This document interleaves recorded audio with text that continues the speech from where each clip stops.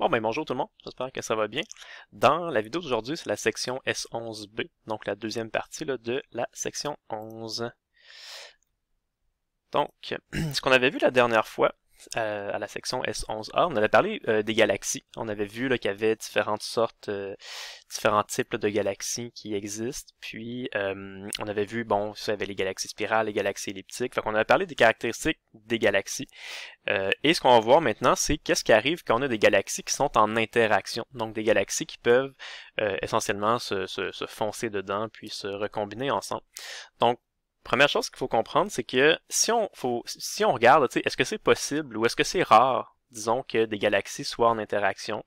Ben c'est pas si rare que ça. Parce que si on considère là, l'espacement relatif qu'il y a entre les différentes galaxies dans l'univers, c'est-à-dire que si on considère c'est quoi la taille typique d'une galaxie versus la distance typique là, ou la distance moyenne qui sépare différentes galaxies, ce qu'on se rend compte, c'est que environ, là, pour se donner un ordre de grandeur, la distance qui sépare les galaxies, que j'ai appelé D majuscule ici, c'est à peu près là, égal à 25 fois le diamètre d'une galaxie. Donc, ça veut dire que si on pouvait, dans l'univers, mesurer la distance typique qui sépare deux galaxies, que j'appelle D majuscule ici, c'est à peu près égal à 25 fois D, D étant le diamètre là, d'une galaxie. Donc, c'est à l'échelle, ce que j'ai représenté. Donc, la distance ici est 25 fois plus grande que celle-ci. Donc, c'est pas si rare que ça. Donc, ça arrive c'est comme si les galaxies étaient situées relativement proches les unes des autres. C'est sûr que les distances ici sont énormes, on parle de millions, même des fois de milliards d'années-lumière, mais comparativement à la taille des galaxies, bon, c'est relativement proche. Okay? Et ce qui est quand même intéressant, c'est que quand on dit que deux galaxies sont en interaction, que deux galaxies vont se foncer dedans, ben pendant que deux galaxies vont être en interaction, ce qui est quand même assez remarquable, c'est qu'il n'y a aucune planète ou aucune étoile qui vont vraiment physiquement se foncer dedans.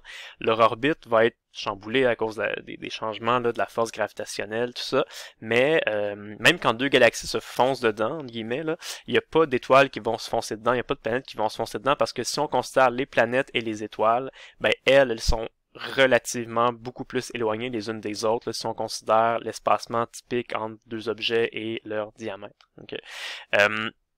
Mais si on reste aux galaxies, là, on estime qu'il y a environ 2% des galaxies dans l'univers là, qui sont en interaction, qui sont en train de se foncer dedans ou qui sont en train d'interagir les unes avec les autres.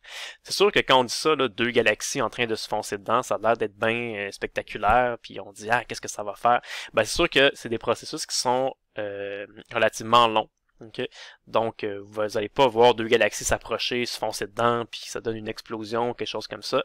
C'est des phénomènes qui se font très très très lentement sur plusieurs millions d'années. Donc ici, on en voit une image, là, une vraie image prise par un télescope, de deux galaxies en interaction. Donc deux galaxies qui sont en train de se rapprocher l'une de l'autre. Si vous avez le noyau de la première galaxie, si vous avez le noyau de la deuxième galaxie, donc les deux galaxies sont en train de s'approcher l'une de l'autre et ils sont en interaction, sont en train de se foncer dedans, si vous voulez.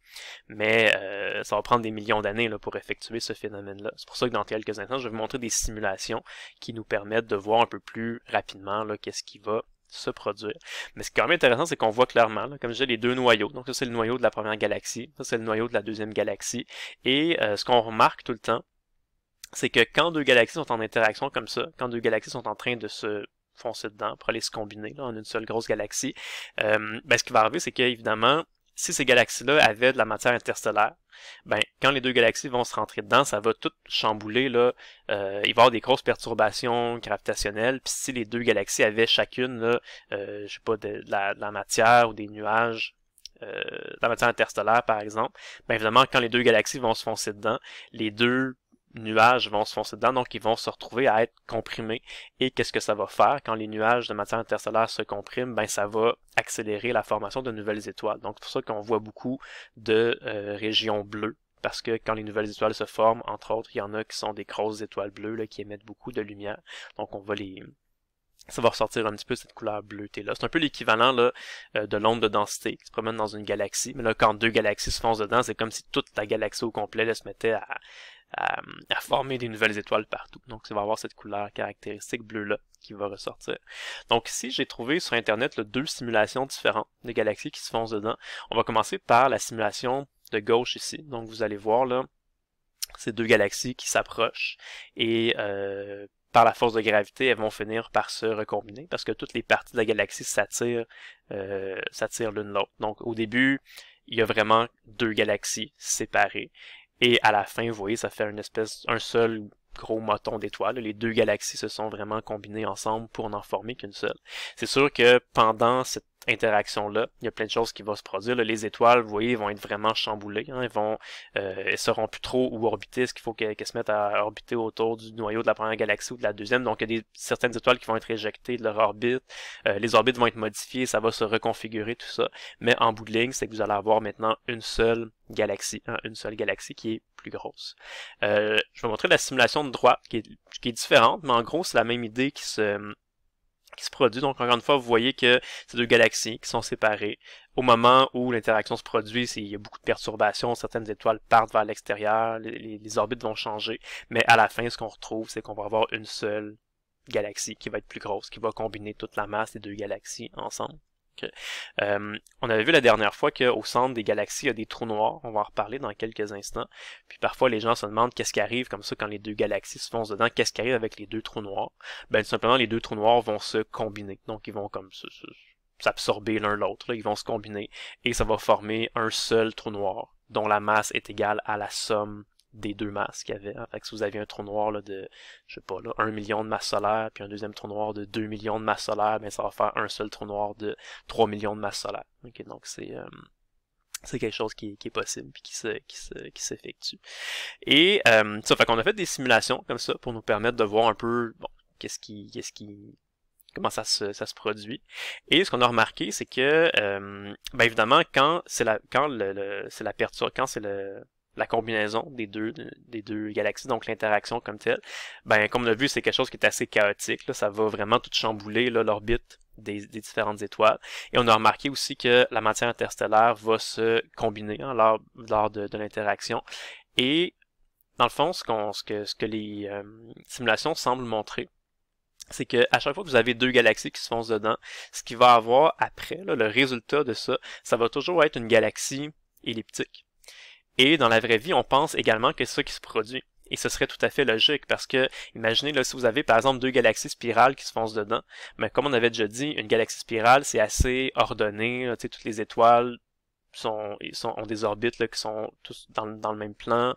Ils tournent là, toutes dans le disque central en deux dimensions. Toutes les étoiles tournent dans la même direction. Donc c'est quelque chose qui est quand même assez ordonné.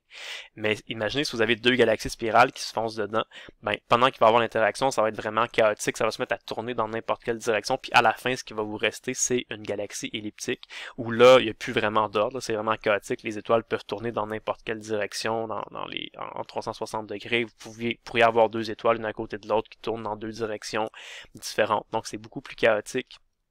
Une galaxie elliptique comme ça.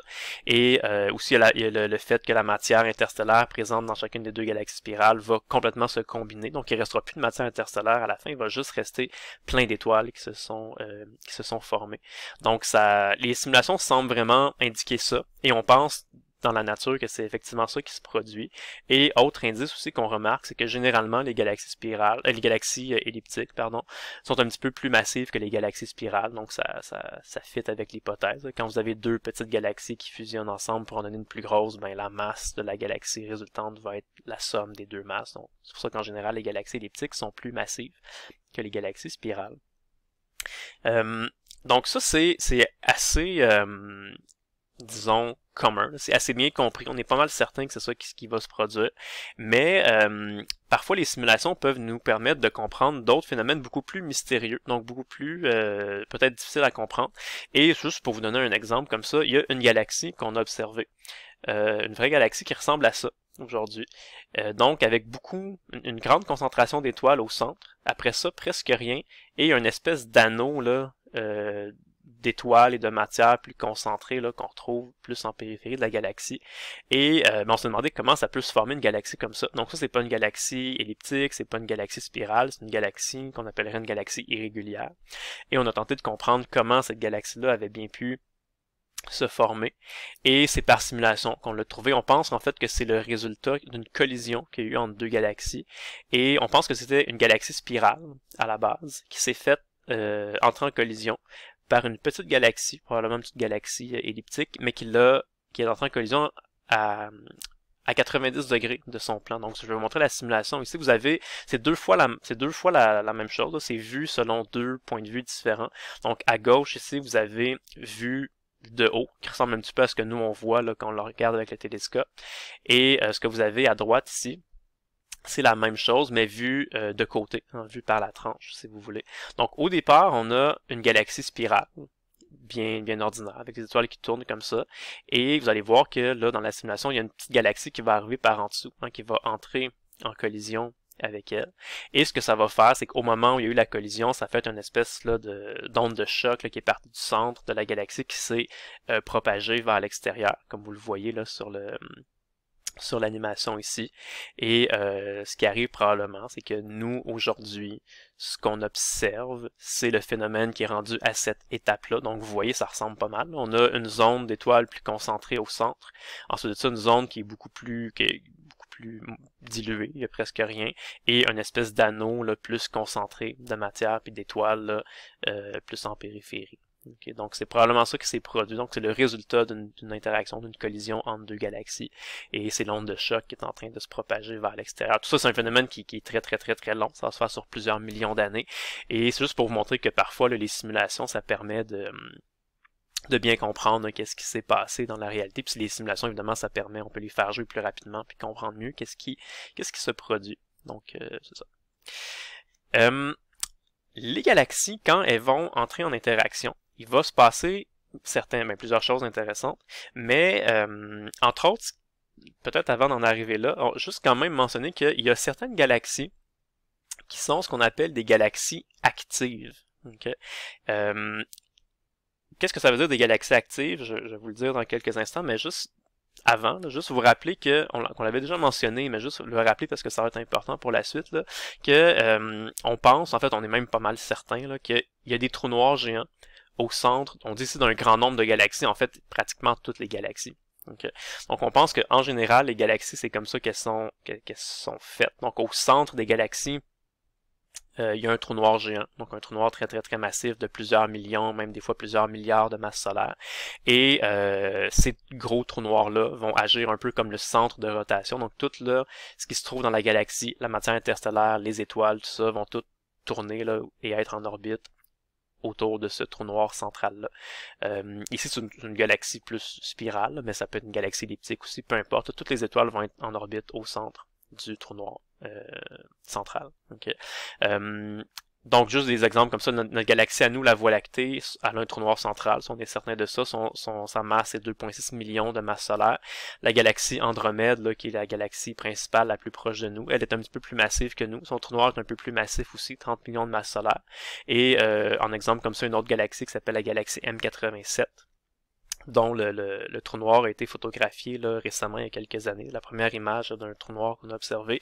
Ça, c'est une galaxie encore plus massive. Et son trou noir, lui, a 3 milliards de masses solaires. Okay? Donc, en général, plus les galaxies sont massives, plus leur trou noir central est massif. Hein, ça va un peu ensemble. Okay? Donc, ça, je vais juste vous rappeler ça, que les galaxies ont des trous noirs très massifs au centre. Okay? Et qu'est-ce qui va faire en sorte que mais ça, c'est que parfois on a remarqué dans l'univers qu'il y a certaines galaxies qui sont actives, mais c'est pas toutes les galaxies. Il y a des galaxies qui sont actives, et il y a des galaxies qui ne sont pas actives, donc des galaxies qui sont juste tranquilles, okay, au repos, des fois qu'on appelle.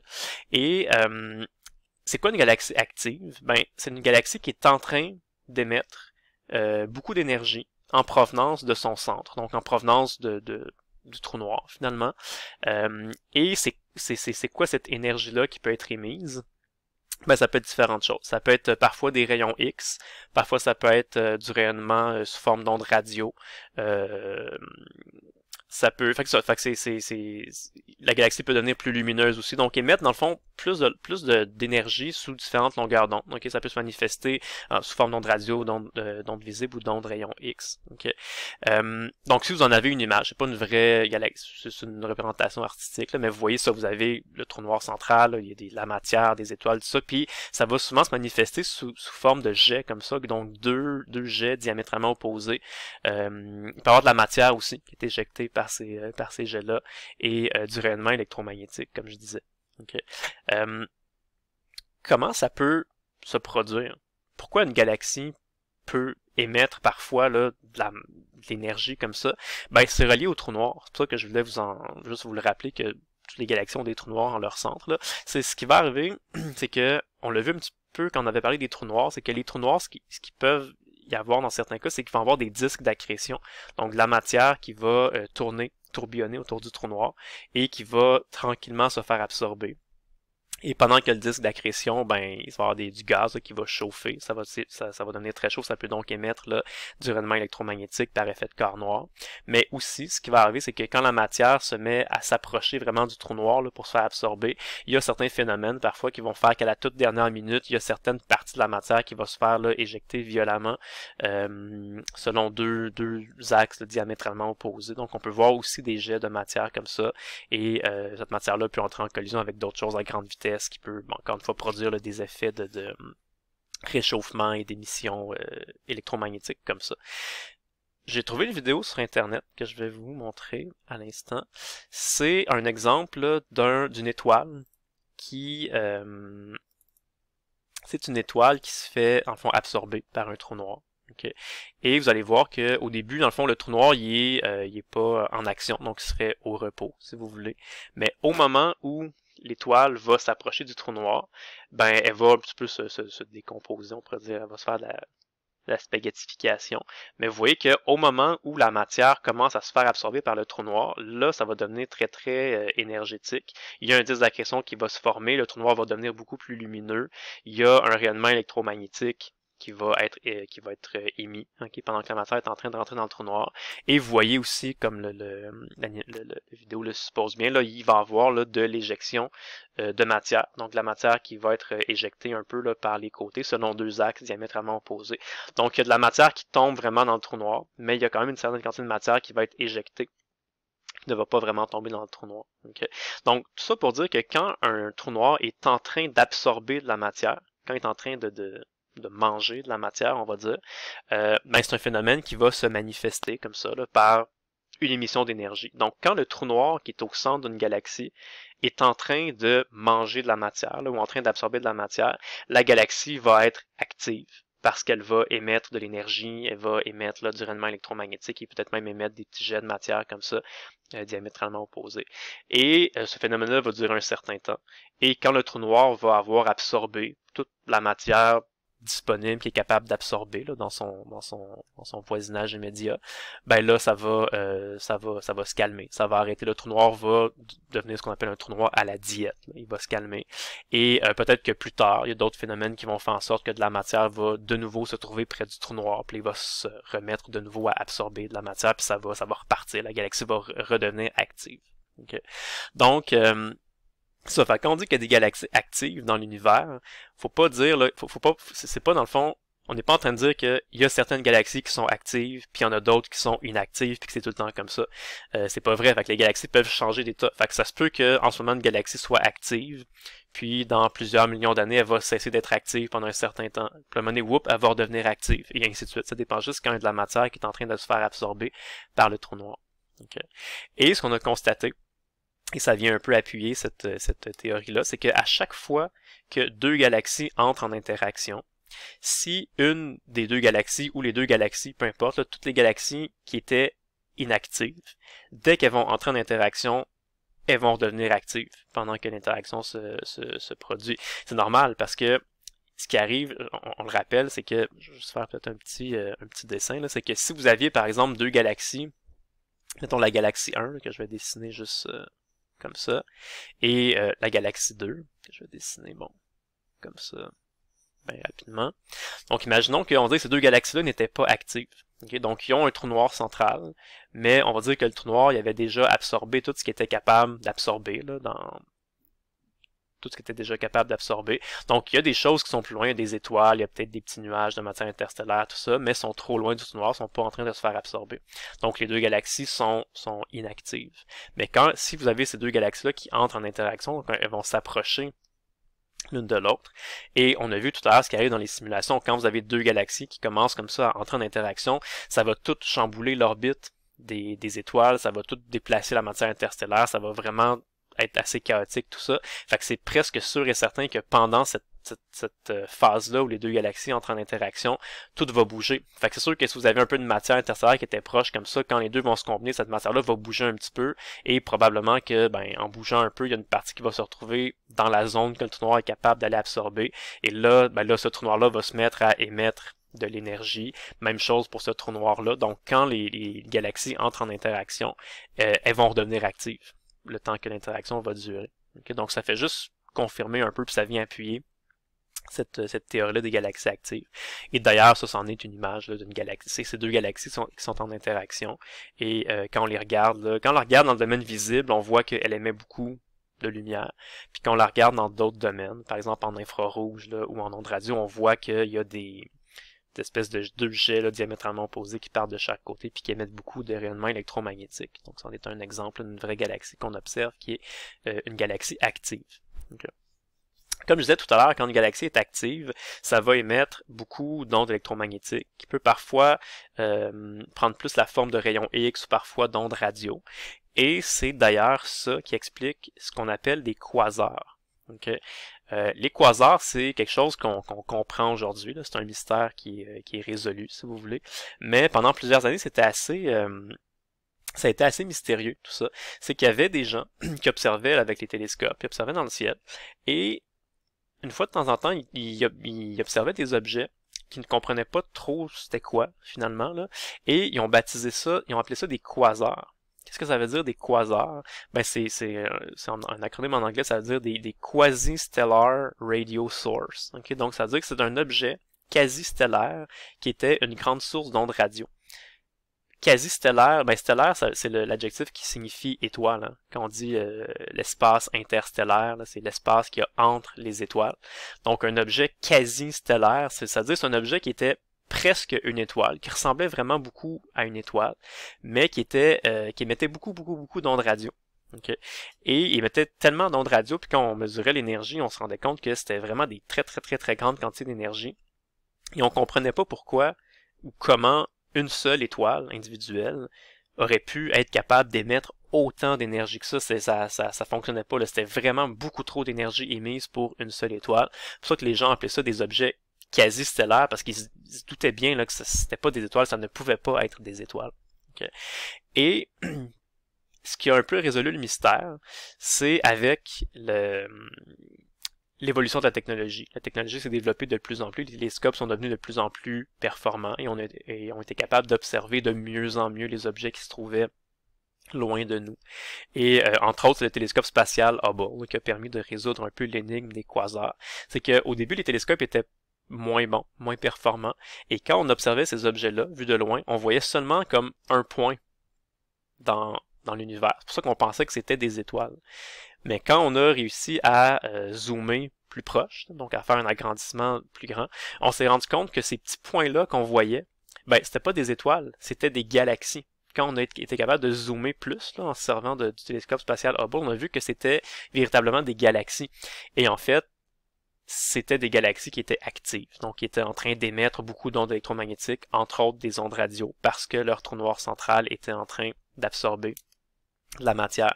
Et là, c'est ça. C'est quand un trou noir absorbe de la matière, là, ça libère des très grandes quantités d'énergie. Et là, ça se comprend. On peut l'expliquer, on peut comprendre là, que c'est possible. Alors qu'une seule étoile aurait été incapable d'émettre autant d'énergie que ça.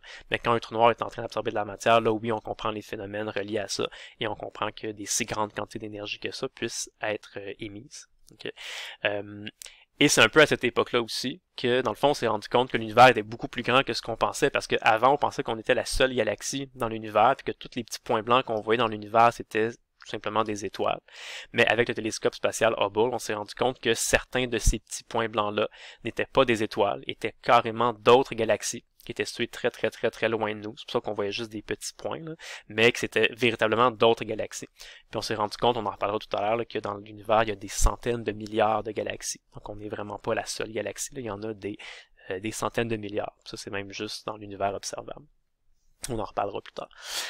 Mais justement, avec le télescope spatial Hubble, on a été capable de justement observer différentes galaxies. Et par l'effet Doppler, on s'est rendu compte que les galaxies ne sont pas immobiles par rapport à nous dans l'espace. On s'est rendu compte que les galaxies s'éloignent de nous. à une certaine vitesse. Certaines galaxies s'éloignent, on va dire, lentement de nous, et d'autres galaxies s'éloignent de nous plus rapidement. Okay? Et la vitesse à laquelle les galaxies s'éloignent de nous, c'est influencé directement par la distance à laquelle elles vont se trouver de nous. Donc, il y a certaines galaxies, les galaxies qui sont plus loin s'éloignent plus rapidement. Je vais montrer une petite animation là, rapidement que j'ai trouvé sur Internet. Donc, ça. Fait que vous avez un télescope. Puis, en fond, ce que les gens ont fait, c'est qu'ils ont observé différentes galaxies.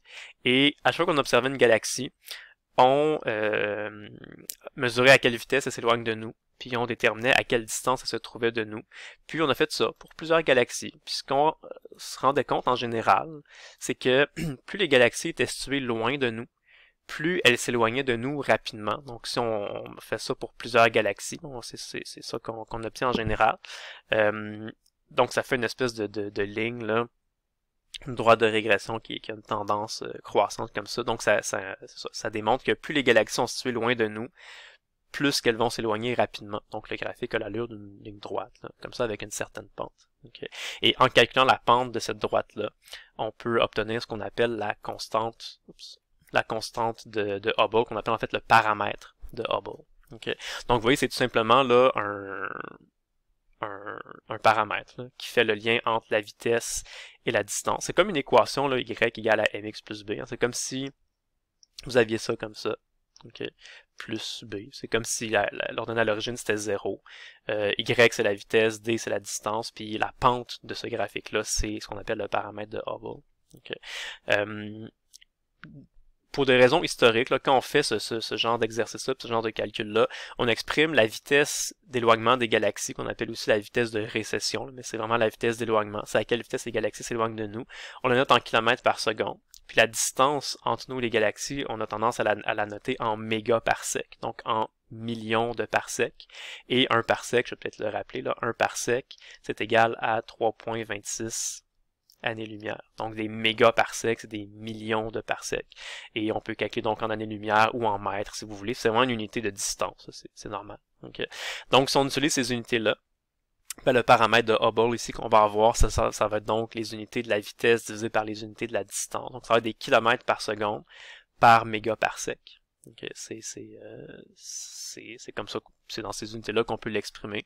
Et quand on fait ce calcul-là, okay, aujourd'hui, on obtient là une valeur de paramètre de Hubble qui est environ égale à 65 km par seconde par mégaparsec. Je dis environ parce que encore aujourd'hui, ça reste c'est une des rares constantes de la physique qui est assez imprécise. On pense que cette valeur-là, c'est précis à plus ou moins 15%. Plus ou moins 15%, c'est vrai, c'est pas très précis. Hein. Généralement, en physique, là, quand on fait des expériences, on est beaucoup plus précis que ça parce qu'on a des appareils de haute précision qui prennent des bonnes mesures, tout ça. Fait que 15%, ça semble pas très bon. Mais c'est un petit peu normal que ce soit si incertain que ça, parce que on parle évidemment de galaxies là, qui sont situées à des millions, même des milliards ou des centaines de milliards d'années-lumière de nous. Donc, ce qui est très difficile à mesurer, c'est la valeur de D. C'est la valeur de estimer à quelle distance les galaxies vont se trouver de nous, c'est ça qui est très difficile. Et quand on est rendu aux confins de l'univers, là, ben justement, ces distances-là sont précises à environ plus ou moins 15%, ce qui fait que la constante de Hubble est précise, elle aussi, à plus ou moins 15%. Mais on pense que ça tourne quand même autour de 65 km par seconde par mégaparsec. Mais c'est possible que si vous allez, par exemple, sur l'Internet, ou que si vous allez peut-être regarder dans d'autres livres de physique, vous allez voir des valeurs de constante de Hubble qui peuvent être légèrement différentes de ça. Donc, il y a des gens qui disent que c'est plus, mettons, 60 km par seconde par mégaparsec. Il y a des gens qui disent que c'est plus 70 km par seconde par mégaparsec. J'ai déjà vu des 75 aussi. Fait que, tu sais, nous, dans le livre, là, et quand vous allez faire les exercices, puis les examens ou sur la feuille de formule, tout ça, le chiffre que nous, on utilise, c'est vraiment 65 km par seconde par mégaparsec. Mais, c'est ça, gardez quand même à l'esprit que c'est un chiffre qui est pas excessivement précis. Puis surprenez-vous pas si vous voyez des chiffres légèrement différents là, si vous allez sur Internet lire des articles ou des choses comme ça. Donc, c'est ça, juste pour vous donner un petit peu une idée de comment la loi de Hubble peut être utilisée. Ben, généralement, ce qu'on fait, c'est qu'on le fait comme en deux temps.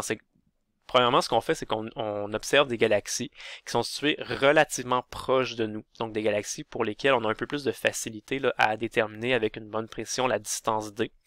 la vitesse, elle se trouve facilement là, par effet Doppler. Donc, en servant des galaxies qui sont proches de nous, on trouve d'abord la valeur de h.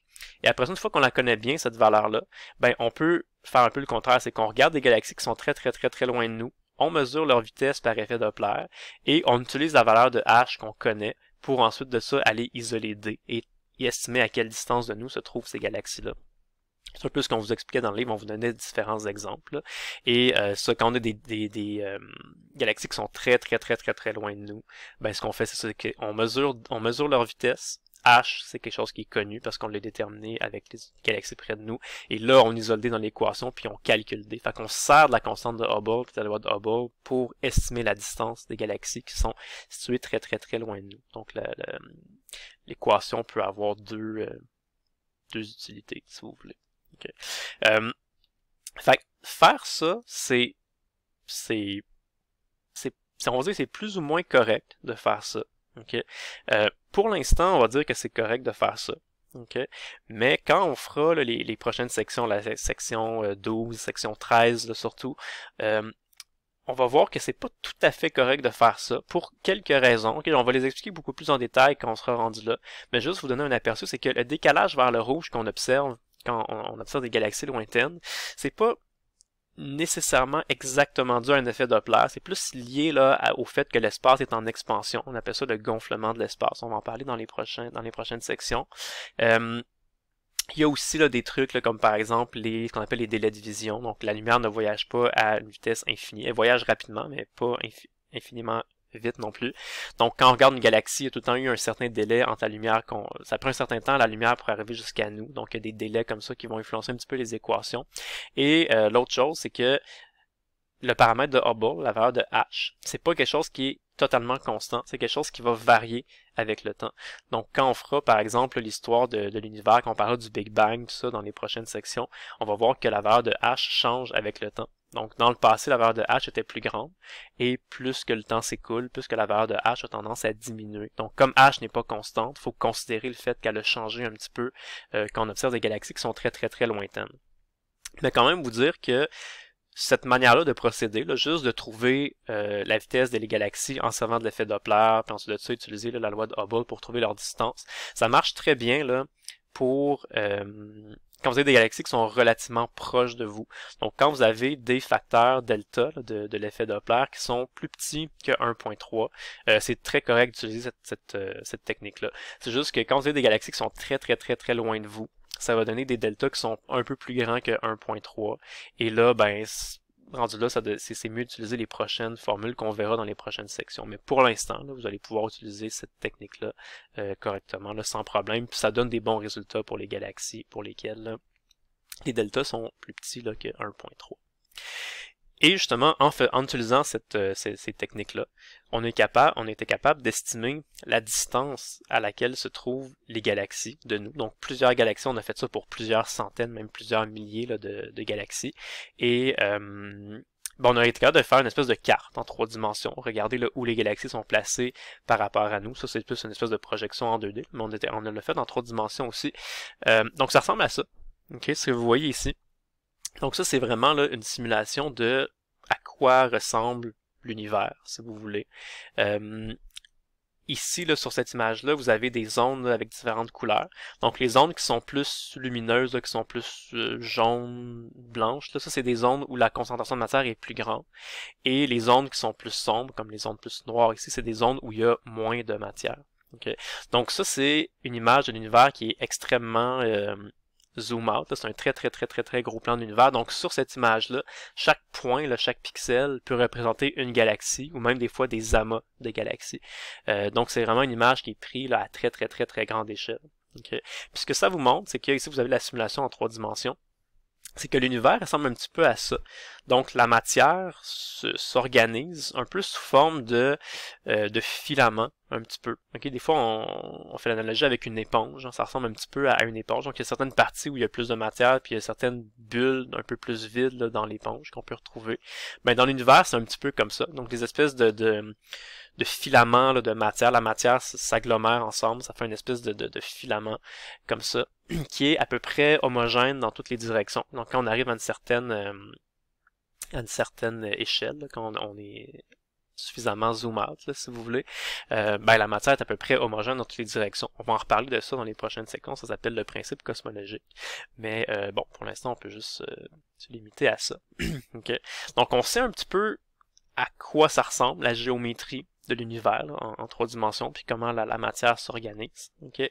Et évidemment, c'est que bon, l'univers est très très très très grand, même en fait on pense qu'il est infini. On va en parler ça aussi dans les prochaines sections. Et on s'est posé la question éventuellement, combien est-ce qu'il y a de galaxies dans l'univers observable? Donc si on était vraiment très très très patient, là, puis qu'on regardait partout dans l'univers, combien est-ce qu'on pourrait voir de galaxies? La réponse, vous allez voir, c'est des centaines de milliards. Okay. Fait que c'est sûr qu'on n'est pas, on n'a pas le temps d'observer des centaines de milliards de galaxies. On ne les a pas toutes observées. Mais qu'est-ce qu'on a fait pour faire notre approximation? C'est qu'on a fait un truc on a fait une technique là, qui est basée sur une photo qui s'appelle le champ profond de Hubble. Je sais pas si vous avez déjà entendu parler de cette expérience-là, de cette image-là. C'est un cliché qui est assez célèbre. Là. En anglais, ça s'appelle le Hubble Deep Field. Donc, c'est une image qui a été prise là, la plus zoomée possible qu'on était capable de faire avec Hubble. Je vais vous montrer la petite vidéo ici. C'est un point, un endroit dans le ciel qu'on a choisi un peu aléatoirement, qui est situé près de la constellation de la Grande Ourse. Donc c'est avec le télescope Hubble. On a zoomé le plus possible. Okay. Donc il y a comme plusieurs images qui vont se succéder, là, vous allez voir, là, fait que c'est vraiment zoomé plusieurs fois. Je pense avoir zoomé encore une autre fois. Bon, voilà, ça ressemble à ça. Okay. Fait que ça, c'est l'image qui s'appelle le champ profond de Hubble. Si vous la recherchez sur Internet, là, vous allez la trouver. Donc, vous l'avez bien vu, là, on a zoomé vraiment plusieurs fois. Okay. Donc, ce qu'on voit ici, okay, ça correspond vraiment là, à un mini espace dans le ciel nocturne. Ça serait comme un mini petit carré dans le ciel nocturne. Et dans ce petit carré-là, qu'on a zoomé là, extrêmement, on observe un certain nombre de galaxies. Okay, qu'on peut compter.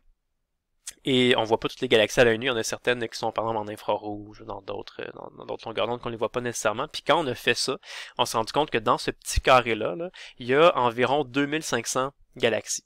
Uniquement dans ce petit carré-là là, qui est extrêmement zoomé. Et après ça, ce qu'on a fait, c'est qu'on a fait tout simplement une règle de 3. Okay? C'est qu'on s'est dit, premièrement, quand on regarde ça, on constate que à grande échelle, l'univers est à peu près homogène dans toutes les directions. Donc statistiquement, dans n'importe quelle direction qu'on peut regarder autour de nous, il n'y a pas d'endroit où les galaxies sont plus concentrées que d'autres. Fait qu'on peut supposer que tout est à peu près homogène et uniforme. Donc ça veut dire que si dans le petit carré qu'on a choisi aléatoirement, là, qui est le petit carré ici, si dans ce petit carré-là, il y a 2500 galaxies. Bon, on pourrait supposer que dans n'importe quel autre petit carré qu'on a sélectionné, il y aurait approximativement 2500 galaxies aussi, puisque c'est homogène dans toutes les directions. Et on fait simplement une règle de 3. C'est qu'on a dit, le petit carré qu'on a choisi, ça occupe quelle portion du ciel? Et ça correspondait à 1/30 millionième du ciel observable. Okay? Donc on aurait pu, là, on pourrait observer 30 millions de petits carrés comme ça, et on suppose que dans chacun de ces 30 millions de petits carrés-là, il devrait avoir environ là, 2500 galaxies. C'est une approximation. Mais ça reste une bonne approximation, puis quand on fait une simple règle de 3, ça donne environ 75 milliards de galaxies. Okay? Ce raisonnement-là a été refait plusieurs fois, a été répété là, à quelques reprises en prenant d'autres petits carrés.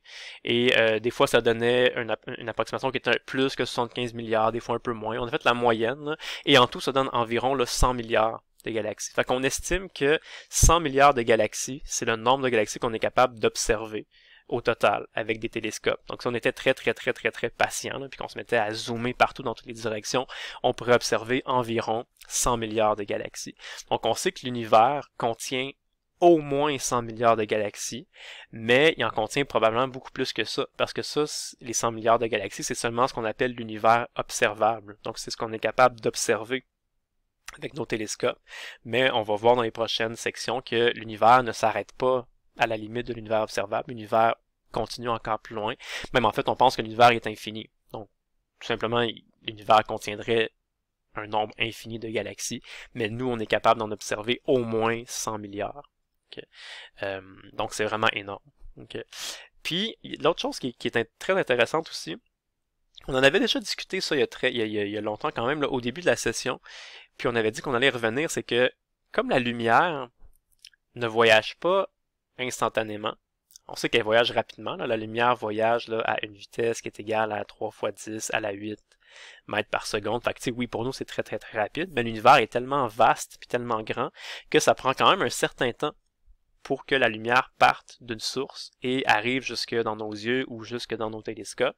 Ce qui fait en sorte que quand on observe des objets, on les observe toujours avec un certain délai, et plus les objets qu'on observe sont loin, plus ça a pris du temps pour que la lumière parvienne jusqu'à nous. Donc plus qu'on observe des objets qui sont loin, plus qu'on les voit tels qu'ils étaient il y a longtemps. Donc, je sais pas si vous vous rappelez une petite phrase qu'on avait dite au début de la session. On avait dit observer des objets loin dans l'espace, ça revient à observer dans le passé, parce qu'on voit les choses telles qu'elles étaient il y a longtemps. Okay. Et quand on zoome là, énormément avec le télescope spatial Hubble, ben, les galaxies qu'on voit, c'est des galaxies qui sont... On observe quelque chose d'extrêmement loin, donc c'est quelque chose qui est extrêmement vieux aussi, donc ça nous montre comment était l'univers à cette époque-là. Et c'est ça qui est intéressant, c'est qu'on est capable d'aller, avec nos télescopes, on est capable d'aller zoomer à différents niveaux. Donc on peut zoomer un petit peu, moyennement, beaucoup, vraiment beaucoup. Donc on va avoir des objets qui sont situés de plus en plus loin, et donc de plus en plus vieux dans le passé, de plus en plus loin dans le passé. Et c'est comme ça qu'on est capable de reproduire un petit peu l'histoire de l'univers. On regarde un peu comment était l'univers dans le passé, comment il était un petit peu moins loin dans le passé, comment il était plus proche d'aujourd'hui, comment il est aujourd'hui actuellement, puis en remettant les choses en ordre chronologique, là, on est capable de comprendre un petit peu l'histoire de l'univers. On va en reparler dans les prochaines sections, c'est ce qu'on appelle la théorie du Big Bang. On essaie de comprendre un petit peu comment l'univers a débuté, comment il a évolué là, jusqu'à en arriver à l'état qu'on connaît aujourd'hui. Puis juste vous mentionner que quand on fait ce genre d'études-là, un peu quand on étudie l'histoire de l'univers, puis qu'on compare comment était l'univers dans le passé versus comment il est actuellement, on peut faire certaines observations. Puis chacune de ces observations-là, prises séparément ou indépendamment l'une de l'autre, c'est pas comme une... Tu sais, c'est des petites observations comme ça, mais c'est vraiment quand on les regarde toutes ensemble que là, il y a vraiment un portrait général qui semble se dessiner puis se dégager. Donc, si vous en avez quelques-unes petites observations, premièrement, c'est que ben, on constate que les interactions entre les galaxies étaient proportionnellement plus fréquentes dans le passé qu'aujourd'hui. Donc, dans le passé, les galaxies se interagissaient plus ensemble. Les galaxies actives étaient plus nombreuses, ça c'est un peu normal, parce que quand les galaxies interagissent ensemble, ils deviennent actives. Bon, ça va. La taille moyenne des galaxies était moins grande. Donc, dans le passé, les galaxies étaient, en général, plus petites qu'aujourd'hui. Il y a plus de galaxies régulières aussi, alors qu'aujourd'hui, il y a plus de galaxies, par exemple, elliptiques ou des choses comme ça. Donc, qu'est-ce que ça veut dire quand on regarde tout ça, globalement, là? Ben, ça veut dire que plus le temps s'écoule, on pense que, dans le fond, ça veut juste montrer que les galaxies ont tendance à s'assembler, à s'agglomérer, à se fusionner les unes avec les autres. Donc, dans le passé, il y avait un plus grand nombre de galaxies que maintenant, mais les galaxies étaient plus petites. Aujourd'hui, il y a moins de galaxies, mais elles sont plus grandes, elles sont plus massives. Donc, justement, ce qui s'est probablement passé, c'est que, ben, à la longue, là, avec le temps, ce qui se passe en général, c'est que les galaxies se combinent, vont se fusionner ensemble. Fait que plusieurs petites galaxies se combinent ensemble pour en former des plus grosses. Donc, dans l'histoire de l'univers, ben, il y a de moins en moins de galaxies, mais les galaxies qui sont présentes sont de plus en plus grosses parce qu'elles sont la fusion de plusieurs petites galaxies qu'on a eues. Okay. Fait qu'on pense que c'est ça qui se passe de manière générale dans l'univers. Okay. Puis d'ailleurs, on en reparlera, là, mais on pense qu'en ce moment, notre galaxie à nous, la Voie lactée, est en train de s'approcher de la galaxie qui est proche de nous, la grosse galaxie qui s'appelle Andromède. Donc on est pas mal certain là, que dans un certain temps, mais là on parle en termes de millions d'années, peut-être même de milliards d'années, là, fait que c'est pas demain, là, inquiétez-vous pas. Mais on pense que dans le futur, là, Andromède et la Voie lactée vont se combiner pour former une seule galaxie qui va être plus grosse, qui va être une espèce de fusion de tout ça. Donc toutes les étoiles que nous on possède avec toutes les étoiles que Andromède possède, ça va se combiner ensemble. Le trou noir qui est au centre de la Voie lactée va se combiner avec le trou noir qui est au centre d'Andromède et ça va former une seule grosse galaxie. Okay. C'est logique, c'est normal, puis c'est ça un peu c'est comme ça que l'univers est en train d'agir en ce moment. C'est les galaxies se combinent ensemble pour en former des plus grosses. Ça, j'en parlerai pas trop aujourd'hui, on va en parler là, dans la prochaine section, la section S12, là, les masses, là, entre autres, comment on est capable de détecter la masse invisible avec les effets gravitationnels, qu'on peut exprimer là, en termes de masse proton par mètre cube, là, faire des concentrations volumiques, tout ça. On va plus en parler dans la prochaine section. Matière sombre, matière invisible, donc c'est ce qui s'en vient là. À la section S12. Donc voilà, j'espère que vous avez trouvé ça intéressant puis que vous avez appris plusieurs choses sur les galaxies, non pas seulement sur la nôtre, mais sur les galaxies en général. Donc ben voilà, je vous souhaite une bonne journée et à la prochaine.